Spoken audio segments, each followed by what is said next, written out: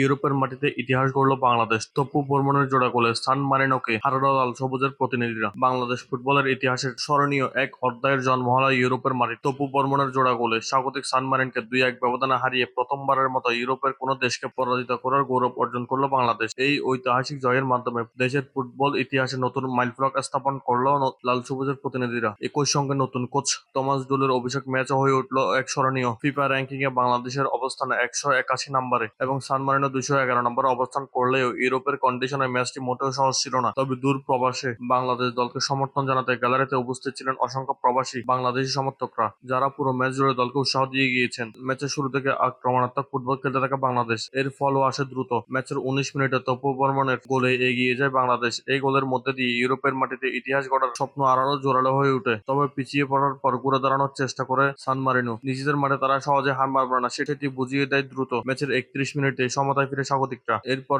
দুই দলই আক্রমণ পাল্টা আক্রমণে ম্যাচ জমিয়ে তোলে। ম্যাচে যখন ড্রয়ের দিকে এগোচ্ছিল ঠিক তখনই আসে সে মাহেন্দ্রক্ষণ। 86 মিনিটে হামজা চৌধুরীর নেওয়া ফ্রি কিক থেকে বিশ্বনাথ ঘোষের দুর্দান্ত প্রচেষ্টা। এরপর তবু বর্মনের সুযোগ কাজে লাগিয়ে শক্তিশালী হেডে জালে জড়িয়ে দেয় বল। তাতে 2-1 ব্যবধানে এগিয়ে যায় বাংলাদেশ। গোলের পর উল্লাসে ফেটে পড়ে গ্যালারিতে থাকা সমর্থকরা। শেষ কয়েক মিনিটে চাপ সামলে লিড ধরে রাখে লাল সবুজের প্রতিনিধিরা। শেষ বাঁশি বাজতে শুরু হয় বাংলাদেশের বিজয় উদযাপন। ইতিহাসের পাতায় নাম লেখে বাংলাদেশ ফুটবল দল। তবে ম্যাচের শেষ দিকে কিছুটা উত্তেজনাকর পরিস্থিতির সৃষ্টি হয়। অতিরিক্ত সময়ে শেষ মিনিটে হামজা চৌধুরীকে পিছন থেকে কোণে দিয়ে আঘাত করেন সান মারিনোর এক খেলোয়াড়। ঘটনাটির পরপর প্রতিক্রিয়া জানান হামজা। পরে দুই দলের কয়েকজন ফুটবলারদের মধ্যে ধাক্কাধাক্কি ও উত্তপ্ত বাক্য বিনিময় দেখা যায়, যা ফ্রেন্ডলি ম্যাচের পরিবেশের সঙ্গে একেবারে বেমানান। যাই হোক, সব বিতর্ক চাপিয়ে রাতটি ছিল বাংলাদেশের প্রথমবারের মতো ইউরোপের মাটিতে কোনো ইউরোপের দলকে হারানোর এই অর্জন বাংলাদেশ ফুটবল প্রেমীদের জন্য দীর্ঘদিন স্মরণীয় হয়ে থাকবে। তপু বর্মনের জোড়া গোল, হামজা চৌধুরীর নেতৃত্ব এবং পুরো দলের অসাধারণ লড়াই মিলিয়ে হয়ে উঠেছে বাংলাদেশের ফুটবলের অন্যতম সেরা রাত।